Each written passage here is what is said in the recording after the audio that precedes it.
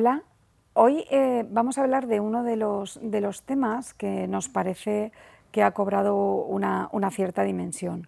A menudo solemos pensar que la familia es un espacio de seguridad, de privacidad y también, lógicamente, es un espacio de cuidados, y esto es así. Pero los datos visibilizan que ese espacio que creemos seguro es también un lugar donde se producen a menudo vulneraciones de derechos, de libertades, donde esa seguridad se ve de algún modo atenazada, amenazada, y donde se pueden incluso sufrir delitos sexuales. Vamos a hablar hoy de los delitos sexuales en el ámbito de la familia. Y para hablar de este tema tenemos a un profesor de esta casa, a Javier Guardiola, que es profesor titular de Derecho Penal y además miembro del Instituto de Criminología y Ciencias Penales también de la Universidad de Valencia, que es pues un entendido en estos temas y que estoy segura que va a contribuir a dar luz a algunas de las cuestiones que le vamos a plantear. ¿Tiene sentido hablar de delitos sexuales en el ámbito de la familia? Como bien decías, la familia es un entorno privilegiado y es un entorno que nos permite desarrollarnos en las etapas de crecimiento y en la etapa adulta, desarrollar nuestra personalidad de forma plena, pero para hacerlo reúne una serie de características que son a la vez un foco de riesgo a otros efectos. Y además el entorno familiar se configura a partir de determinados patrones. Tenemos determinada forma de entender la familia. Y no podemos olvidar que provenimos de una cultura, la romana, en la que el pater familias tenía un jus vitae necisque sobre los miembros de la familia. Tenía una potestad absoluta para controlar esa familia. Eso unido a la idea de privacidad familiar, que es tan importante y que tan buen resultado da, pero que genera tanto riesgo, construye un entorno singular en materia de delincuencia sexual. En la familia hay mucho roce, hay mucha intimidad y hay muchas relaciones de poder. Y todo eso genera contextos de oportunidad. Genera contextos de oportunidad que suponen riesgos de victimización. Se sufren de hecho, delitos sexuales en familia. Nosotros solemos pensar que el delincuente sexual es ese predador que espera en la esquina de una calle oscura, y existe. Pero el delincuente sexual más frecuente es un conocido, es un familiar, que está en el entorno que nosotros entendemos de confianza. Esto existe. Esto es un riesgo de victimización, es decir, se producen delitos aquí, pero además es un riesgo de vulnerabilidad. Los delitos sexuales producidos en estos ámbitos alcanzan especial gravedad, porque hieren mucho a las víctimas y provocan efectos muy negativos. Además, hay que tener en cuenta que todo esto se junta con dificultades asociadas a la denuncia de los hechos y al testimonio sobre estos hechos. La persecución de delitos cometidos en la intimidad familiar, por la protección de la privacidad de la familia, por restricciones ético-sociales a la publicización de lo que sucede en el entorno privado, y por las consecuencias familiares que trae depurar responsabilidades por infracciones penales muy graves, son muy importantes. Todo esto constituye factores de riesgo, todo esto explica dinámicas muy complejas, y además todo esto lo hemos de integrar en la comprensión de que existen ciclos, de que existen historias vitales complejas que hay que estudiar con calma, porque pues muchas veces las personas que desarrollan conductas de violencia sexual en su edad adulta han experimentado conductas de este tipo en otras etapas vitales. Hay ciclos muy complejos y efectivamente es un tema que hay que tratar. ¿Y quién comete estos delitos o quién los sufre habitualmente? Bueno, a ver, aquí podemos hablar de agresiones, de abusos sexuales, no de acoso sexual, porque el delito de acoso sexual se configura de otra manera, pero podemos hablar además de prostitución, de provocación sexual, de muchísimos delitos sexuales distintos, y tengamos en cuenta que en el Código Penal casi toda conducta de contenido sexual proyectada sobre menores de 16 años va a acabar siendo delito. Pero aquí, respondiendo a tu pregunta, tenemos delitos cometidos por mayores de edad, sobre otros mayores de edad o sobre menores de edad, que además pueden darse o no en el ámbito de la violencia de género. La Ley de Protección Integral contra la Violencia de Género admite la agresión sexual como forma de violencia de género cuando se proyecta sobre la mujer, pero además también admite que entren actos cometidos sobre los hijos de la mujer para ejercer un control sobre ella. Dentro o fuera del ámbito de violencia de género tenemos delincuencia adulta, que se depura de acuerdo con el Código Penal. Pero además tenemos actos sexuales cometidos por menores de edad. En la delincuencia juvenil el porcentaje de delincuencia sexual no es inferior desde luego al de la delincuencia adulta.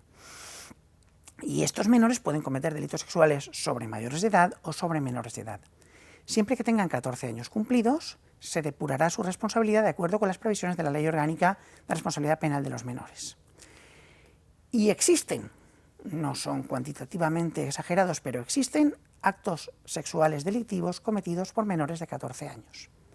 Y en estos casos, como no se les puede responsabilizar, porque el diseño legal piensa que estos menores no están en condiciones de comprender un proceso penal, no se les deriva a la ley penal del menor.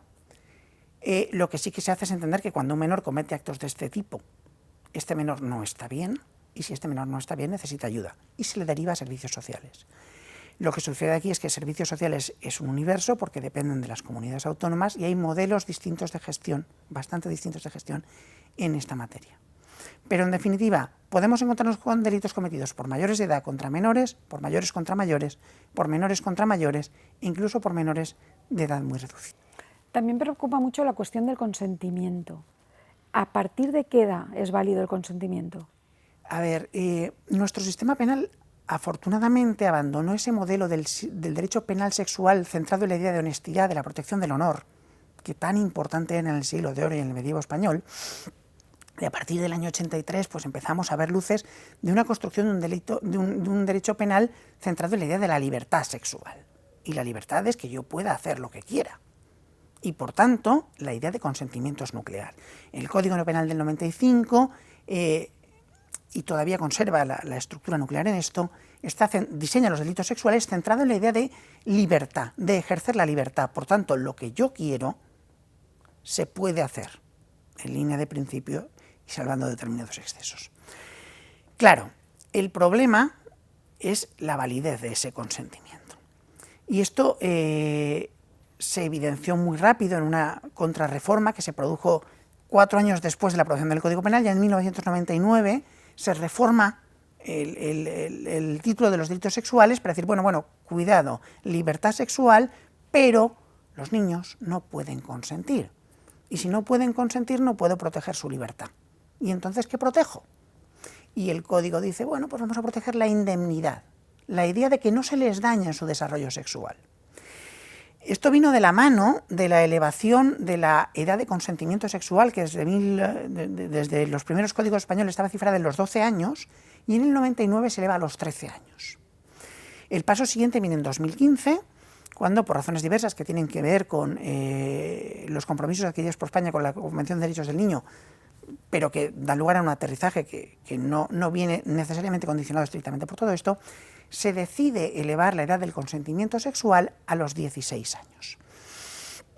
Esto genera un problema porque sabemos, por los estudios sociológicos, que la iniciación sexual se produce en España antes de los 16 años. Y el Código sale al paso de esto con una cláusula del 183 quater, que poéticamente se ha denominado por ahí cláusula Romeo y Julieta, porque está pensada para eso, para personas que mantienen relaciones de pareja o relaciones sexuales a edades muy tempranas. Y lo que dice esa cláusula es que entre los menores el consentimiento de un menor de 16 solo es válido cuando el consentimiento se refiere a una persona próxima a este menor en edad y madurez física y psicológica. Por tanto, los menores de muy corta edad no van a poder consentir. Los menores que comienzan a desarrollarse van a poder consentir respecto de sujetos próximos a ellos en edad y en madurez, y esto es importante, ¿no? La edad juega un papel importante, en la jurisprudencia le cuesta reconocer diferencias de más de 6 o más de 10 años, pero la madurez es importantísima. Se trata de evitar desequilibrios. Y en ese mismo sentido, respecto de los mayores de 16, pero menores de 18, el consentimiento no va a ser válido cuando se haya producido un abuso de una situación de preeminencia de la persona de una edad superior sobre el menor que consiente el acto sexual. Y recientemente se ha aprobado una ley que es una ley importante, porque además se llevaba muchos años, más de 11 años reclamándola, que es la Ley de Protección Integral de la Infancia y de la Adolescencia frente a la violencia. Estamos hablando de contextos de violencia. ¿Esta ley qué novedades introduce en los temas de los que estamos hablando? La Ley de Protección Integral de la Infancia y la Adolescencia contra la Violencia introduce novedades. Que llaman, ¿no? El problema de las siglas sí. es que al final introduce novedades importantes y además muy diversas. Yo creo que todas bien intencionadas, el acierto técnico de algunas sería cuestionable. Pero en todo caso, y lo que aquí nos interesa, esta ley insiste en la inhabilitación de quienes cometen o son investigados por la comisión de estos delitos, lo digo porque se prevé ya como medida cautelar, pero también después como inhabilitación asociada al cumplimiento de la pena, la inhabilitación digo para cualquier tipo de actividad relacionada con menores en cualquier ámbito. Se prevé, se profundiza en la privación de la patria potestad, cautelar o como pena. Se toca la cuestión de la prescripción. La prescripción en delitos sexuales es generalmente una prescripción larga. Estamos hablando de plazos de hasta 20 años de prescripción. Además, ya hacía tiempo, en nuestro sistema esa prescripción comenzaba a contar con la mayoría de edad del sujeto. Pero la Ley 8 de 2021 lo que hace es decidir que en los delitos sexuales, entre otros, el cómputo de la prescripción no comience a producirse hasta que el sujeto cumpla 35 años y si falleciere antes, el día en que debiera haberlos cumplido. ¿Por qué? Porque los procesos de estos delitos en los sujetos que los padecen implican dificultades para que el sujeto sea consciente de lo que está sucediendo y la decisión de denunciarlos implica un coste psicológico elevado. En este sentido, era un requerimiento garantizar que los sujetos pudieran ver con perspectiva su historia vital y tomar una decisión serena sin que hubiera prescrito el delito. Podrá discutirse o no era cierto, pero lo que se ha hecho es elevar hasta 35 años el inicio del cómputo, con lo cual calculemos que un delito grave cometido contra un menor de 5 años tardaría 50 años en prescribir. Además de esto, se han retocado técnicamente varios delitos y se han hecho dos cosas muy importantes, que es establecer la obligación de denunciar estos delitos cuando se han cometido contra menores, aunque la persona denunciada tenga una relación parental directa con el denunciante, y establecer la obligación de declarar en estos delitos cuando se han cometido contra menores, aunque la persona denunciada tenga una relación parental con el denunciante. Se han establecido protocolos policiales y además se ha insistido en la generalización de la prueba preconstituida en los delitos cometidos contra menores, de forma que se evite la victimización secundaria de que el menor tenga que declarar reiteradamente en sede policial, después en fiscalía, en juzgado de instrucción y en el plenario, grabando la primera declaración que se ha de producir con todas las garantías necesarias y reproduciendo esta grabación en el juicio sin necesidad de volver a llamar a declarar al menor. Que era una gran asignatura pendiente, precisamente. Exigida por otra normativa sin que lo hubiéramos hecho efectivo. Y por último, hablamos también habitualmente hablamos de las responsabilidades civiles derivadas de delito. ¿Qué podemos decir de las responsabilidades civiles derivadas de este tipo de delitos de agresiones sexuales? El artículo 116 del Código Penal dice que la responsabilidad penal lleva consigo la civil si el delito produce daños y perjuicios. A esta misma normativa remite el artículo 62 de la Ley Orgánica Reguladora de la Responsabilidad Penal del Menor.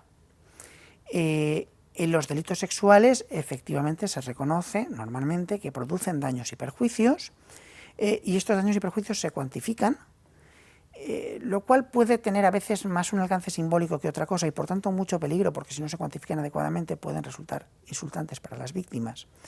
Pero en el ámbito familiar esto además viene de la mano de consideraciones importantes.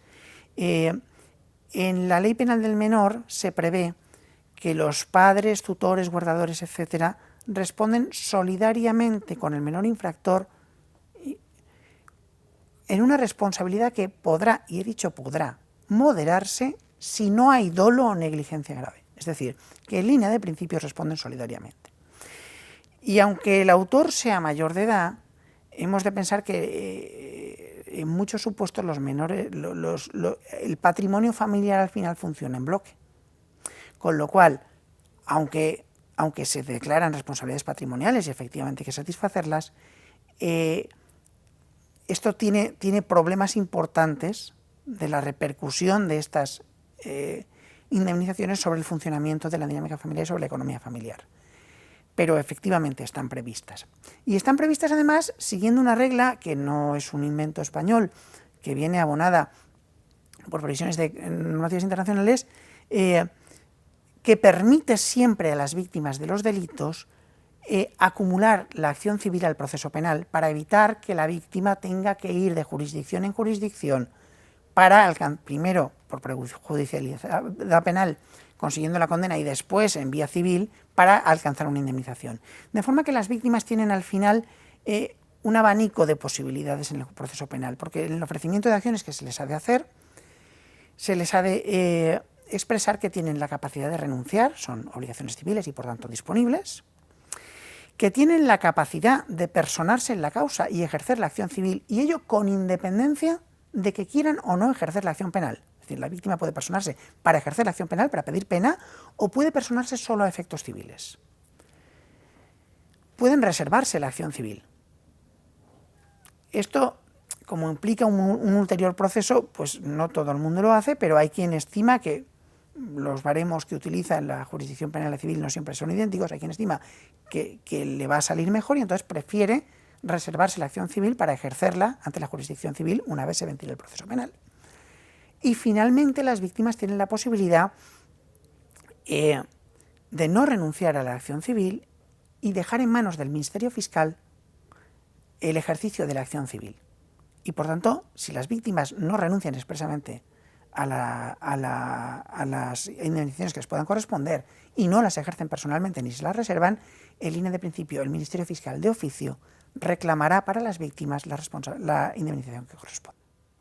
Pues muchas gracias. Creo que no solo ha respondido a todas las preguntas, sino que además con una claridad que estamos convencidos de que serán bueno, pues recursos inestimables para nuestro estudiantado, que es lo que vamos buscando con este tipo de soportes audiovisuales. Así que muchas gracias, Javier.